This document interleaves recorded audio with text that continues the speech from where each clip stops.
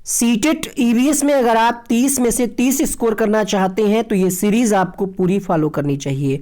दोस्तों नमस्कार, आप देख रहे हैं इस समय one day exam study YouTube channel, जहां पे डिफरेंट स्टेट से लोग जुड़े हुए हैं और अपने सीटेट और अन्य राज्यों की शिक्षक भर्ती परीक्षाओं की तैयारी कर रहे हैं। ईवीएस में अगर आपको अच्छा स्कोर करना है तो एनसीईआरटी कक्षा 3, 4, 5 की किताबों को पढ़ना होता है। आपको किताबें ना पढ़ना पड़े, ढूंढना ना पड़े, इसके लिए हमने ये सीरीज स्टार्ट कर दी है। चैप्टर वाइज आपको कराया जाएगा। जैसे कक्षा 3 की ये किताब के 12 चैप्टर आपको आज की इस क्लास में करा दिए जाएंगे। सिर्फ इतना ही नहीं, उसके साथ साथ उससे संबंधित कैसे प्रश्न बन सकते हैं, किस तरीके प्रश्न प्रीवियस ईयर में आए हैं, उन सबको कराया जाएगा। तो चलिए शुरू करते हैं। उम्मीद करते हैं ये सीरीज आपको पसंद आएगी और आप अपना ज्यादा से ज्यादा सपोर्ट करिएगा, क्योंकि इन सब कंटेंट को बनाने में समय तो लगता ही है, मेहनत भी लगती है। तो प्लीज ज्यादा से ज्यादा इस वीडियो को शेयर करिएगा और लाइक करिएगा। चैनल पे अगर आप फर्स्ट टाइम आए हैं सब्सक्राइब कर लीजिए।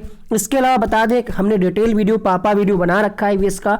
अगर आप एक ही बार में कंप्लीट रिवीजन करना चाह रहे हैं, उस वीडियो को भी आप देख लीजिएगा, जिसका लिंक ऊपर आई बटन में, नीचे डिस्क्रिप्शन बॉक्स में मिल जाएगा। सीडीपी की भी हम तैयारी आपकी चैप्टर वाइज बहुत ही जल्द शुरू कर देंगे। तो चलिए शुरू करते हैं चैप्टर नंबर 1 से। पहला चैप्टर है आपकी किताब में डाल डाल पर ताल ताल पर। आइए देखते हैं इसमें कितने इंपॉर्टेंट फैक्ट बन सकते हैं और इनसे संबंधित प्रश्न किस तरीके से पूछे जा सकते हैं। पहले पॉइंट में कहा जा रहा है, बच्चे अपने आसपास के लोगों और चीजों को देखकर समझकर बहुत कुछ सीखते हैं। इसको क्या कहेंगे? अवलोकन कहेंगे। कई बार ऑप्शन में दिया होता है अवलोकन, तो आप समझ नहीं पाते हैं कि अवलोकन है क्या आखिर, है ना। तो अवलोकन क्या है? जब बच्चे प्रत्यक्ष रूप में आसपास के लोगों और चीजों को देखकर जो चीजें सीखें, इसको हम अवलोकन या ऑब्जर्वेशन कहते हैं। बच्चों को केवल कक्षा में बैठकर के ना पढ़ाया जाए। ईवीएस कैसे पढ़ाई जाए? किताब आधारित सिर्फ नहीं, सिर्फ कक्षा आधारित नहीं, बल्कि क्षेत्र भ्रमण भी कराया जाए। कक्षा 3 की किताब में यह भी बात कही गई, जो कीड़े, पक्षी, स्तनधारी, इन सभी के लिए एक शब्द का प्रयोग किया गया है, जानवर। ये भी ध्यान रखिएगा। कक्षा 1 के जो बच्चे होंगे, कीड़े मकोड़े, सांप, छिपकली, इसका अच्छे से वर्गीकरण नहीं कर पाएंगे, क्योंकि उनके अंदर चिंतन करने की क्षमता का अभाव पाया जाएगा। जानवरों के चलने का ढंग अलग अलग होता है, कुछ चलते हैं, कुछ रेंगते हैं। अब देखिए यहाँ पे जानवर इसलिए मेंशन किया गया क्योंकि जानवर के अंतर्गत ही आपको बता दिया गया, छिपकली, सांप, कीड़ा मकोड़ा, सब कुछ उसको जानवर ही बोला जाएगा। तो यहाँ पे कुछ रेंगते हैं, कुछ उड़ते हैं, कुछ चलते हैं, कुछ पैरों की मदद लेते हैं, कुछ पंखों की, तो कुछ पूंछ का भी सहारा लेते हैं। जानवर कई प्रकार के होते हैं, कुछ पेड़ पर रहते हैं, कुछ पानी में, कुछ जमीन में, कुछ हमारे घरों में भी रहते हैं जानवर। जैसे छिपकली ही ले लीजिए, मकड़ा ले लीजिए, है ना, जो जाला लगाता है, मकड़ी, और भी बहुत सारे हैं। जानवरों के रंग, रूप, चाल, आवाज आदि देखना, उनकी नकल करना यहाँ पे आदि होगा, बच्चों को अच्छा लगता है ना। आपने देखा होगा, छोटा बच्चा अगर कोई चींटा जा रहा है, चींटी जा रही, तो उसको मारने का प्रयास करता है, वो उसके साथ खेलता है। उसको ये नहीं पता कि काट लेगा या जो भी है नुकसानदायक है, बट वो खेलने का प्रयास करता है। तो जानवर, टीचर का क्या काम है? जानवरों की विविधता देखकर उनके अलग अलग समूह बना करके ही वर्गीकरण की शुरुआत होती है। मतलब हमें बच्चों को ये बताना है कि ये जानवर इस कैटेगरी में आएगा, ये स्तनधारी है, या फिर ये अंडे देते हैं, ये बच्चे देते हैं, ये उड़ते हैं, ये रेंगते हैं। इस तरीके से यहीं से हम वर्गीकरण की शुरुआत करते हैं।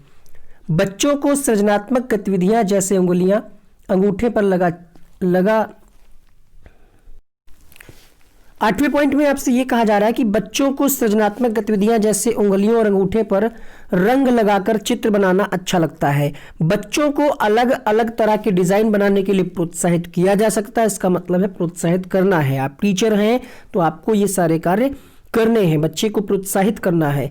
समूह ही चित्र बनाने में बच्चों को सहायता की आवश्यकता हो सकती है। मतलब समूह में अगर बच्चा चित्र बना रहा है तो वहां पे भी सहायता की आवश्यकता हो सकती है। जिक्सा क्या है?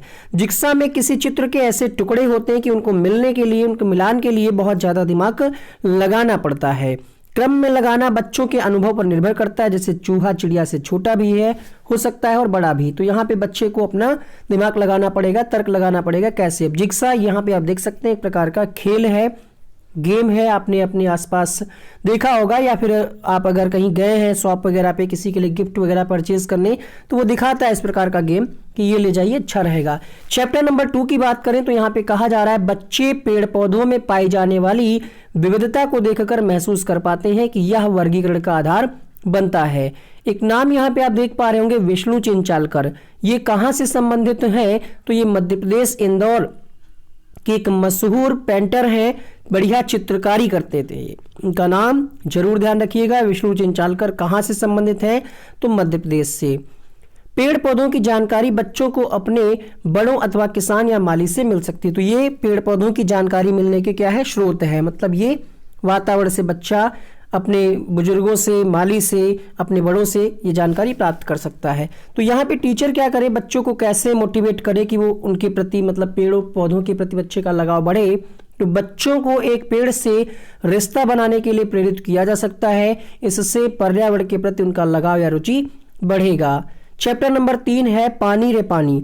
अपने इलाके में गाई या सुनाई जाने वाली पानी से जुड़ी कविताएं और गीत बच्चे कक्षा में गाएं, जिससे अपने समुदाय के ज्ञान और कला के प्रति उनका लगाव बढ़ेगा। इसका मतलब यह है कि अगर पेडागोजी में यहाँ से कोई क्वेश्चन आता है तो ऐसे ऑप्शंस को आप वरीयता दीजिएगा।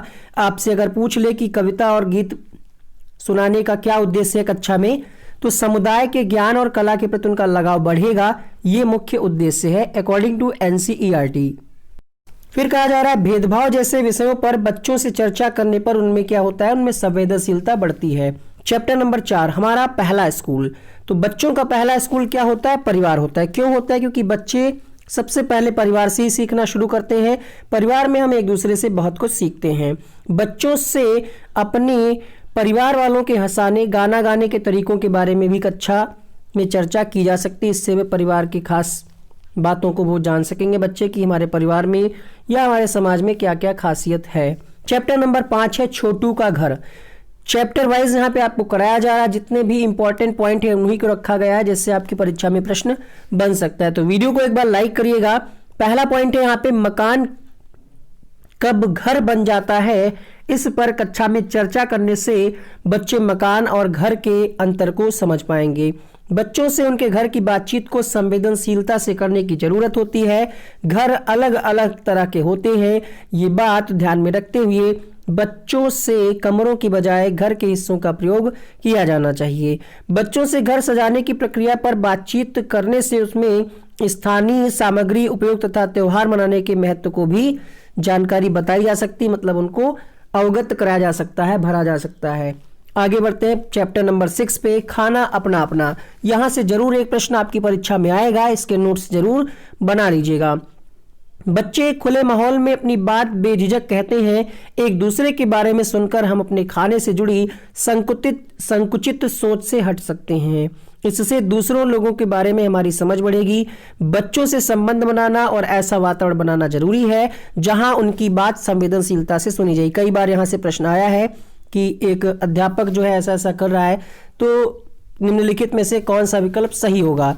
तो जहां पे बच्चों की बात सुनी जाएगी, उनकी बात संवेदनशीलता से सुनी जाएगी, वो विकल्प ज्यादा प्रभावशाली होगा। हांगकांग के लोग क्या खाते हैं? सांप से बना पकवान खाते हैं, जिसको क्या कहते हैं? लिंग हु फेन कहते हैं।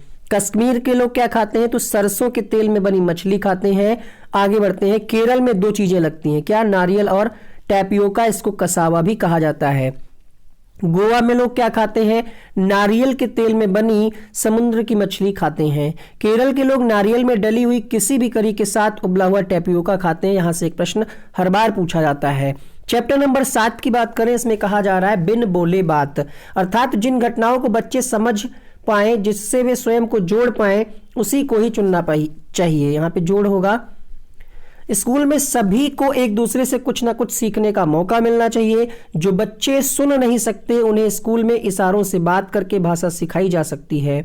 हम सब में अलग अलग तरह की क्षमताएं होती हैं और इस पे भी हमें कक्षा में चर्चा कराई जानी चाहिए। ठीक है। नाच यानी डांस, नृत्य में इशारों और चेहरों के हाव भाव का इस्तेमाल करते हैं, इसको क्या कहते हैं? मुद्रा में। कहा नहीं था किस मुद्रा में खड़े हो, सावधान या विश्राम। चैप्टर नंबर 8 है। यहाँ पे कहा जा रहा है कि हमारा राष्ट्रीय पक्षी मोर है। हालांकि ये सबको पता होगा। बच्चे कक्षा से बाहर पक्षियों को देखेंगे तो कागज पर आसानी से उनकी पहचान कर पाएंगे। इसके लिए हमें क्या करना है, तो बच्चों की पक्षियों में रुचि बढ़ाने के लिए उन्हें पक्षियों को चुपचाप देखने के लिए कहा जा सकता है, और जो देख करके उनके मन में जो विचार आ रहे हैं, जो बच्चा ऑब्जर्व कर रहा है, उनको नोट करना भी बच्चे सीख सकते हैं। इसी को कहते हैं अवलोकन। मैना क्या है, यहां से प्रश्न 2019 में पूछा गया। झटके से अपनी गर्दन आगे पीछे करती है मैना पक्षी। उल्लू, इससे भी प्रीवियस ईयर में प्रश्न पूछा गया है 14 या 15 या 16 में। उल्लू की खास बात क्या है कि ये अपनी गर्दन पीछे तक घुमा सकता है, पूरी तरीके से रोटेट कर सकता है। पक्षियों के पंख अलग अलग रंगों और डिजाइन के होते हैं। उनके पंख उड़ने में मदद करते हैं, शरीर को भी गर्म रखते हैं, और समय समय पर पुराने पंख झड़ जाते हैं और नए पंख आ जाते हैं। चैप्टर नंबर 9, बादल आए बारिश लाए। ऐसे ही आपको कक्षा 3, 4, 5 की चैप्टर वाइज समरी उपलब्ध करा दी जाएगी। इससे बाहर प्रश्न आपकी परीक्षा में नहीं पूछा जाएगा, ठीक है। कभी कभार ऐसा हो जाता है कि साइंस से प्रश्न हो जाता है। 2018 में ऐसा हुआ था, इसके पहले और इसके बाद ऐसा कभी नहीं हुआ कि आउट ऑफ सिलेबस क्वेश्चन आए। सिर्फ 2018 में ऐसा हुआ था, वो भी हम आपको बता दे रहे हैं। पेड़ पौधों को ज्यादातर पानी बारिश से मिलता है, बारिश आते ही पेड़ पौधे खिल उठते हैं। कक्षा में बच्चों के बारिश से जुड़े अनुभव को सुनने से बारिश से होने वाले अच्छे और बुरे प्रभावों पर गहराई से चर्चा की जा सकती है। चैप्टर नंबर 10 है पकाएं खाएं। तो भोजन पकाने का सबसे अच्छा तरीका क्या है, यहाँ पे आप देख सकते हैं सर्वोत्तम विधि है भाप में पकाना। लेकिन अगर आपसे ये पूछे कि भोजन पकाने के तरीके कौन कौन से हैं, तो भूनकर, उबालकर, तलकर और सेंककर, ठीक है। ये क्रम से याद रखिएगा आप। और कहा जा रहा है कि जो यहाँ पे आपने पढ़ा है भूनना, ठीक है, तो कहा जा रहा है कि भोजन पकाने के एक ढंग भूनने का विकसित रूप ही होता है सेकना। अगर ऑप्शन में भूनना नहीं है तो सेकना अगर है तो आप उतना कंफ्यूज नहीं होइएगा, उसी का अपडेटेड रूप है। घर पर लोगों से बात करके बच्चे अपनी जानकारी बढ़ाते हैं, जिससे यह स्पष्ट हो सके कि शिक्षिका के अतिरिक्त और भी व्यक्ति जानकारी के स्रोत हो सकते हैं। अब घर पे बहुत सारे सदस्य हो सकते हैं, इसमें बुजुर्ग भी आते हैं, तो ये सब क्या है, ईवीएस में जानकारी के स्रोत हैं, है ना। खाना पकाने के अलग अलग तरीकों पर बच्चे के अनुभव रुचिकर हो सकते हैं। घरों में प्रयोग किए जाने वाले इनसे पर्यावरण पर पड़ने वाले प्रभाव पर कक्षा में चर्चा की जानी चाहिए। बच्चों की मिलजुल कर खाने की चीजें बनाने में मजा आता है। बच्चों को मिलजुल कर खाने की चीजें बनाने में मजा आता है, वह अपने परिवेश के अनुसार कुछ चीजें बना सकते हैं। चैप्टर नंबर 11 कहा जा रहा है कि बच्चों ने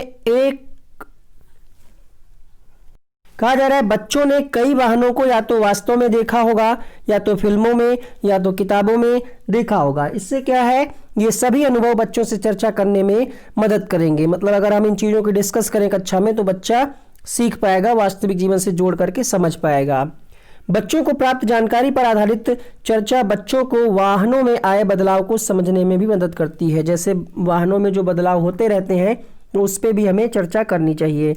चित्र की सहायता से आपातकालीन स्थितियों पर चर्चा की शुरुआत की जा सकती है, तो चित्र की सहायता से भी हम बेहतर बच्चे को समझा सकते हैं।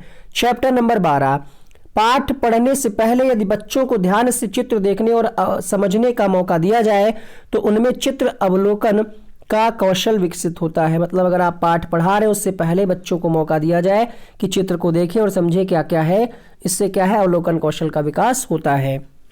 तो आपसे पूछ सकता है कि अवलोकन कौशल के विकास के लिए कौन सा विकल्प उपयुक्त है, तो आपको प्रायोरिटी देनी होगी वहां पे ऑप्शन में कि बच्चों को अवसर दिया जाए, मौका दिया जाए, मतलब अवसर दिया जाए।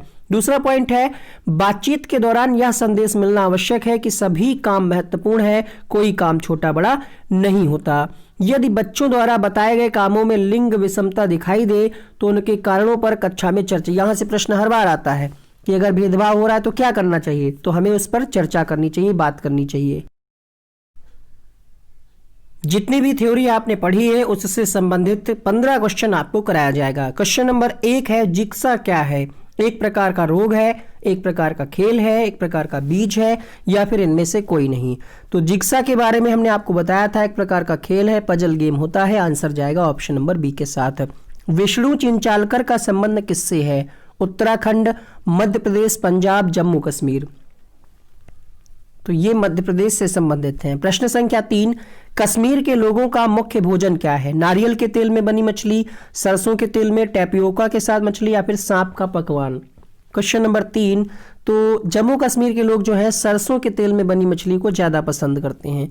गोवा के लोगों का मुख्य भोजन क्या है? नारियल के तेल में बनी मछली, सरसों के तेल में या फिर टैपियोका के साथ या फिर सांप का पकवान।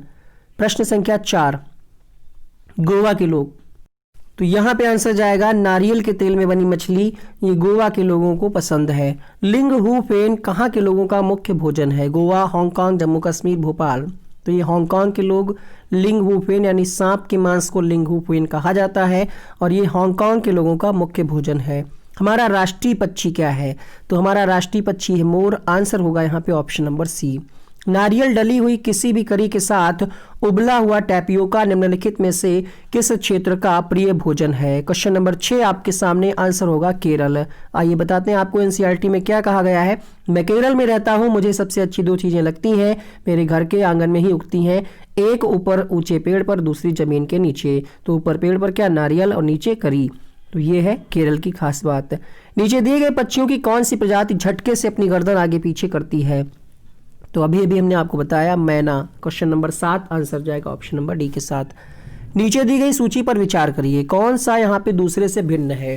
तो देखिएगा यहाँ पे मछली, घड़ियाल, कछुआ ये पानी में रहते हैं और कौवा पेड़ की डाल पर। तो यहाँ पे दूसरा विकल्प सही होगा। यहाँ पे मिलान करना है और ये प्रश्न सीटेट 2019 की परीक्षा में पूछा गया है। तो हांगकांग के लोग क्या खाते हैं आपको पता होना चाहिए, पकाया हुआ सांप खाते हैं।